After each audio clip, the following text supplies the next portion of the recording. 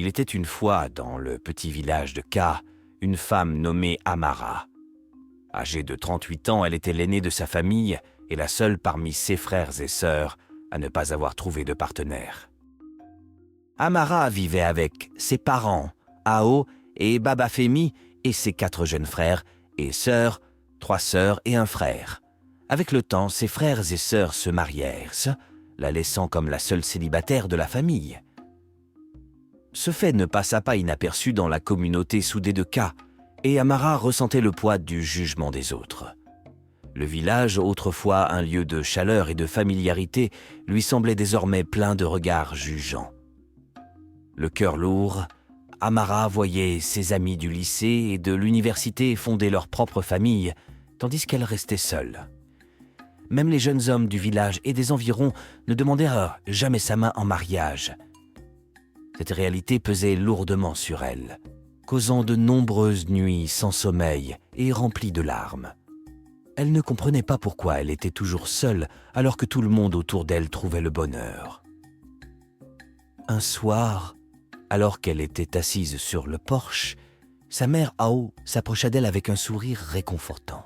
« Ma chère Amara, ne perds pas espoir. Le timing de Dieu est toujours parfait. Ton moment viendra. Tu dois juste être patiente. » Amara répondit, désespérée. « Mais maman, tout le monde est marié, même mes amis. Je me sens si seule et indésirable. » Ao la prit dans ses bras et parla d'une voix apaisante. « Tu n'es pas seule, mon enfant. Ta valeur n'est pas déterminée par ton statut matrimonial. Fais confiance à Dieu, il a un plan pour toi. » Les jours se transformèrent en semaines, puis en mois. Amara continua sa routine quotidienne, espérant qu'un jour quelqu'un la remarquerait. Un après-midi ensoleillé, elle alla au marché acheter des denrées alimentaires. En rentrant chez elle, une voiture s'arrêta devant elle et le conducteur, un jeune homme séduisant nommé Kofi, lui fit signe de s'arrêter. Amara, d'abord méfiante, finit par s'arrêter. Kofi la salua avec un sourire chaleureux et se présenta. « Bonjour, je suis Kofi. Je viens de revenir au village et je n'ai pas pu m'empêcher de remarquer ta grâce et ta beauté. Peux-tu me faire visiter les environs ?» Amara, encore méfiante, répondit « J'apprécie le compliment, mais je suis occupée par les tâches ménagères en ce moment. Peut-être une prochaine fois. » Kofi insista. « Allez, ne sois pas trop occupée pour un nouvel ami. Laisse-moi au moins te déposer chez toi. » Amara hésita, mais accepta finalement de monter dans la voiture. En traversant le village, ils parlèrent de la vie, de la famille et de la communauté. Amara, une personne chaleureuse, partagea son histoire avec lui. À leur arrivée chez Amara, sa mère Ao était dehors en train de s'occuper des plantes. Kofi sortit de la voiture et salua Amara et sa mère avec un sourire amical. « Bonjour madame, je m'appelle Kofi, le fils de Chaiki, l'homme d'affaires de la ville. Je viens de revenir au village et j'ai pensé me faire des amis. Amara a été si gentille de me faire visiter. » Ao, ravi de voir un homme avec sa fille, accueillit chaleureusement Kofi. Ils échangèrent des amabilités et Kofi exprima sa gratitude pour l'accueil chaleureux. Après une courte visite, Kofi prit congé en promettant de revenir bientôt. Alors qu'ils s'éloignaient en voiture, la mère d'Amara ne put cacher son excitation. « Amara, ma chère, ce jeune homme est quelque chose de spécial. J'ai le sentiment qu'il pourrait être celui que tu attends. » Amara, curieuse mais prudente, regarda sa mère. « Que veux-tu dire, maman ?» Ao répondit « Tu as entendu, Kofi est le fils de Chaik, l'homme d'affaires fortuné de la ville. Il semble sincèrement intéressé par toi. Peut-être est-il celui qui est fait pour toi. » Amara ressentit un mélange d'émotions, surprise, espoir et scepticisme. Elle décida d'attendre de voir comment les choses se dérouleraient. Les jours passèrent et Kofi tint sa promesse, rendant visite à Amara et à sa famille fréquemment. Le lien entre Kofi et Amara se renforça au fil du temps. Ils partagèrent leurs rêves, leurs peurs et leurs aspirations. Un jour, Kofi fit une promesse qui remplit le cœur d'Amara d'espoir. « Amara, je sais que tu veux un nouveau départ. Je te promets de t'emmener en ville et de t'aider à trouver un emploi. Nous créerons un nouveau chapitre ensemble. » Amara, reconnaissante et touchée par la sincérité de Kofi, le serra fort dans ses bras. « Merci Kofi, tu m'as donné de l'espoir et une raison de sourire à nouveau. » Fidèle à sa parole, Kofi commença à préparer leur voyage vers la ville. Un soir, alors que le soleil peignait le ciel de teintes orangées et roses, Kofi suggéra une promenade. Amara accepta avec joie. Pendant leur promenade, Kofi proposa de se rendre sur une colline spéciale de son enfance. Amara accepta, excitée. Au sommet de la colline, ils s'assirent sur l'herbe, entourés par la beauté de la nature. Kofi regarda Amara dans les yeux avec une profonde affection et dit « Amara, depuis que je t'ai rencontrée, ma vie a changé. Tu as apporté de la joie, du rire et de l'amour dans mon monde. Aujourd'hui, dans ce bel endroit, je veux te demander quelque chose. » Curieuse et remplie d'anticipation, Amara fixa Kofi. « Veux-tu m'épouser ?» demanda-t-il. Amara, les larmes de joie aux yeux, répondit « Oui, Kofi, 1000 fois oui. » Ils s'étreignirent étroitement, scellant leur engagement alors que le soleil plongeait sous l'horizon. Avec la bague de fiançailles scintillante à son doigt, Amara était impatiente de partager la nouvelle avec sa mère. Ce soir-là, en rentrant chez elle, elle appela sa mère. « Maman, maman, devine quoi ?» Ao se retourna et, voyant la joie dans les yeux d'Amara, ne put s'empêcher de sourire. « Qu'est-il arrivé, ma chère ? Pourquoi es-tu si heureuse ?» Amara tendit la main, montrant la bague scintillante. « Kofi m'a demandé en mariage, maman. Nous allons nous marier. » Les yeux d'Ao brillèrent de bonheur alors qu'elle étreignait sa fille. « Je te l'avais dit, ma chère, la patience et la foi ont leur récompense. Je suis si heureuse pour toi. » Le lendemain, Amara rendit visite à Kofi chez lui. Dès qu'il ouvrit la porte et la vit, un large sourire illumina ses yeux. « Amara, tu es là. Entre, mon amour. » Ils passèrent la journée à cuisiner ensemble, à rire et à profiter de la compagnie l'un de l'autre. Leur routine devint une source de confort et de joie. Un jour, avec une expression sérieuse, Kofi rendit visite à Amara et à sa mère. « Je dois retourner en ville pour parler à mes parents de nous. Je veux qu'ils rencontrent Amara. Et si tout se passe bien, nous reviendrons au village et nous marierons. » Le visage d'Amara tomba légèrement à la nouvelle du départ de Kofi, mais il la rassura rapidement. « Ne t'inquiète pas, Amara. Je te promets que je reviendrai pour toi. J'ai juste besoin de régler les choses avec mes parents. Je t'aime et je veux que tout soit parfait pour notre avenir. » Amara, attristée par la nouvelle du départ de Kofi, fit confiance à sa promesse et ressentit la chaleur de son amour. Ils s'étreignirent étroitement, et alors que Kofi s'éloignait en voiture, Amara murmura une prière pour son voyage en toute sécurité. Alors que la nouvelle du mariage imminent d'Amara se répandait dans le village, une vague de stupéfaction balaya la communauté. Les mêmes amis qui s'étaient éloignés d'Amara commencèrent maintenant à se rapprocher, offrant leurs félicitations et leurs vœux chaleureux. Amara ressentit un regain de joie, reconnaissante pour le tournant positif que sa vie avait pris. Les jours se transformèrent en semaines, et l'inquiétude s'insinua dans le cœur d'Amara alors que l'absence de Kofi se prolongeait. Son téléphone ne se connectait pas, ajoutant à sa frustration. Amara partagea son inquiétude avec sa mère Ao, qui tenta de la rassurer. « Amara, chérie, peut-être que Kofi est juste pris par des choses. Il appellera bientôt, ne t'inquiète pas trop. » Mais les jours passèrent et le silence de Kofi persista. 2 longs mois s'écoulèrent et l'inquiétude d'Amara se transforma en profonde préoccupation. Son monde s'effondra lorsqu'elle découvrit qu'elle était enceinte.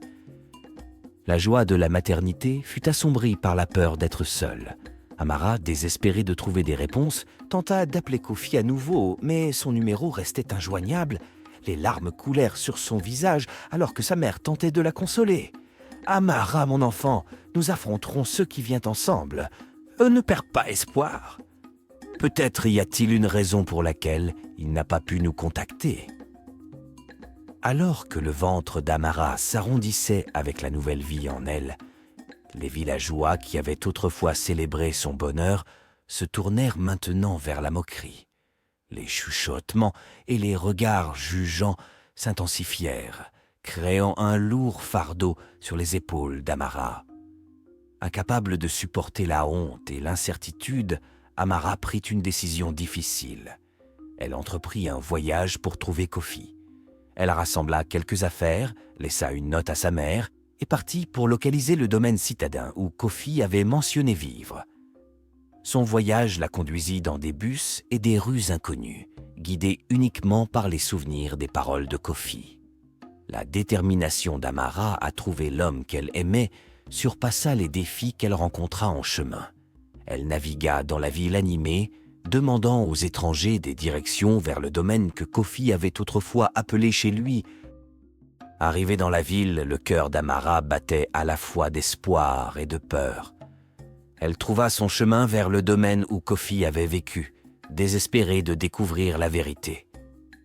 S'adressant au gardien de sécurité à l'entrée, elle se renseigna sur Kofi. « Excusez-moi, monsieur, je cherche Kofi. Pouvez-vous m'aider à trouver sa maison ?» Le gardien de sécurité, l'air compatissant, hésita un instant avant de livrer la nouvelle dévastatrice. « Je suis désolé, mademoiselle. Kofi a été impliqué dans un accident de voiture grave il y a 2 mois. Il n'a pas survécu. » Le monde d'Amara s'effondra autour d'elle alors que le poids des mots s'imposait. Les larmes coulèrent sur son visage et elle supplia le gardien de l'emmener à la maison de Kofi. « Je suis désolé pour votre perte, mais je ne peux pas vous y emmener. C'est contraire à notre politique. » Bouleversée et brisée, Amara supplia pour obtenir de l'aide, désespérée de voir la moindre trace de la vie qu'elle espérait avec Kofi. Après quelques supplications, le gardien de sécurité l'accompagna à contre-cœur jusqu'à la maison de Kofi. Arrivée sur le seuil, le cœur d'Amara battait d'anxiété. Elle frappa à la porte, espérant contre tout espoir un résultat différent. Le père de Kofi, M. Chick, ouvrit la porte avec une expression surprise. Amara, tremblante, commença à partager son histoire. « Monsieur, je suis Amara. J'étais fiancée à Kofi. Je viens d'apprendre l'accident. Est-ce vrai ?» Monsieur Chick, l'air sombre, confirma la triste nouvelle. « Oui, c'est vrai. Kofi a perdu la vie dans cet accident. Je suis désolé. » Amara, submergée de chagrin, supplia pour obtenir des informations sur les derniers moments de Kofi. Monsieur Chick écouta attentivement, le cœur lourd de sympathie, et dit « Je ne sais rien de vous, Amara. Kofi n'a jamais mentionné de fiançailles. Je pense que vous devriez retourner à votre village. L'homme qui vous a fiancé n'est plus. » Il tendit à Amara une somme d'argent, l'incitant à retourner dans les environs familiers de son village. Amara, serrant l'argent et son cœur brisé, retourna au village dans un tourbillon de chagrin. Lorsqu'elle arriva chez elle, elle s'effondra dans les bras de sa mère, les larmes coulant sur ses joues. « Maman, il est parti. Kofi est parti. » Ao, ressentant le poids de la douleur de sa fille, serra Amara étroitement et dit « Je suis tellement désolé, ma chère. La vie peut être incroyablement difficile. Nous surmonterons cela ensemble. » Après la nouvelle déchirante du décès de Kofi, Amara trouva du réconfort dans les étreintes chaleureuses de sa mère. Avec des larmes tachant ses joues, elle décida de se consoler et de faire face à la réalité que la vie lui avait imposée. « Maman, il est parti, mais je dois trouver la force de continuer. » Ao, essuyant ses propres larmes, acquiesça en comprenant. « Nous surmonterons cela ensemble, ma chère. Prends le temps de faire ton deuil et quand tu seras prête, nous affronterons ce qui vient. » Les jours se transformèrent en semaines et Amara, déterminée à surmonter le chagrin, choisit d'ignorer les moqueries des villageois. Pourtant, au fil du temps, un défi différent émergea. Les mois se transformèrent en une année et Amara ne montra aucun signe de travail, malgré sa visite à l'hôpital. Les médecins ne trouvèrent pas de solution. Amara, se sentant accablée, supporta 2 longues années sans aucun progrès.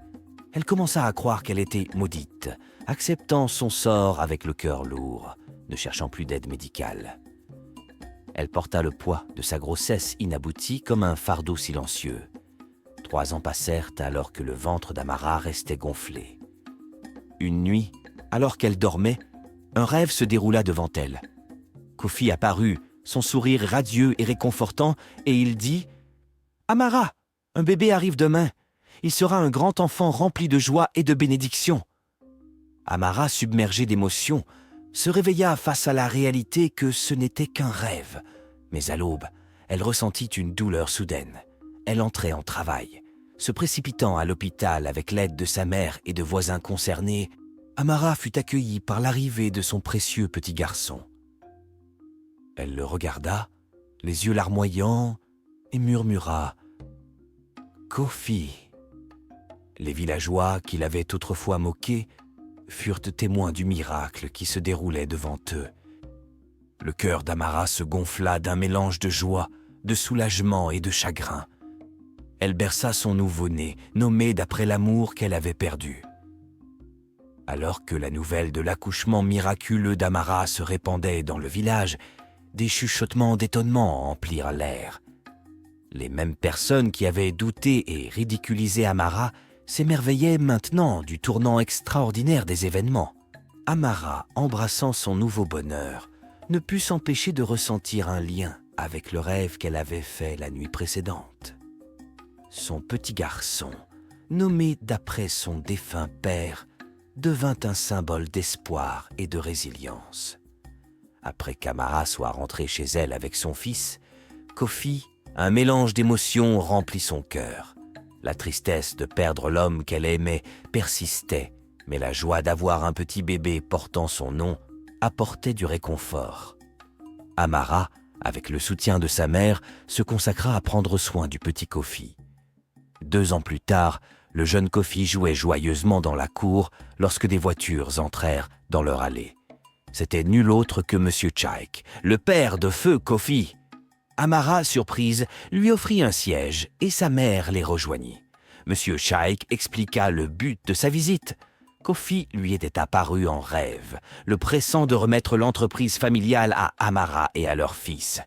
« Amara, Kofi veut que toi et le petit Kofi ayez l'entreprise. Il m'est apparu en rêve et je crois que c'est son souhait.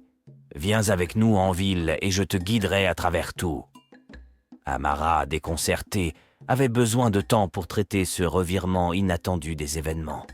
« J'apprécie votre gentillesse, monsieur Chike. Laissez-moi y réfléchir, » dit Amara. Quelques semaines plus tard, Amara prit la décision de se rendre en ville avec le petit Kofi. Monsieur Chaik les accueillit dans la demeure de Kofi, révélant que la maison, la voiture et l'entreprise leur appartenaient désormais. Amara, submergée de joie et de tristesse, ne pouvait croire à la générosité qui leur était accordée. « C'est trop, monsieur Chaik. Je ne m'attendais pas à tout cela, » dit Amara. Monsieur Chaik répondit « C'est ce que Kofi voulait pour toi et le petit Kofi. Accepte-le et je te guiderai à chaque étape. » Les larmes coulèrent sur les joues d'Amara alors qu'elle suppliait Monsieur Chaik de l'emmener sur la tombe de Kofi. Debout devant celle-ci, elle versa son cœur, présentant le petit Kofi à son défunt père. Elle parla de leur amour, des moments partagés, et eut une longue conversation, seule avec des larmes. Quelques jours plus tard, Amara embrassa un nouveau rôle en tant que directrice de l'entreprise, avec Monsieur Chik fournissant des conseils. Elle portait la bague que Kofi lui avait donnée, refusant de la retirer comme symbole de leur lien durable.